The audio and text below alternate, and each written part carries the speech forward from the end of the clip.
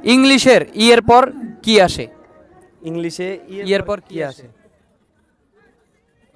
বলেন ইংলিশে ই এর পর কি আসে? ইয়ের পর জি আসে। জি আসে? ইয়েস। ই এর পর জি এফ আসে? F F F F F আসে? ই এফ আপনিও F? হ্যাঁ হ্যাঁ ভাই। হয় নাই তো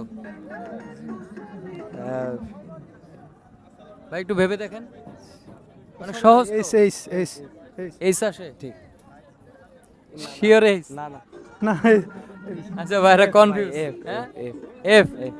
ভাই এফ? ইয়েস ভাই। না, এফ হয় নাই, অন্য কিছু হবে।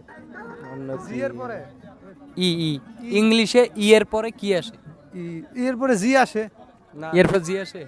ই এফ এফ ই হইতে পারে কিন্তু মানে কোনটা সঠিক, জি। আপনারটা না নাকি ভাই, ওনারটা? পারবো না, পারবেন না? পারবো না। আচ্ছা, তো ভাইয়ারা পারে নাই, তো আপনারা যদি জেনে থাকেন অবশ্যই কমেন্ট বক্সে জানিয়ে দিবেন। ধন্যবাদ।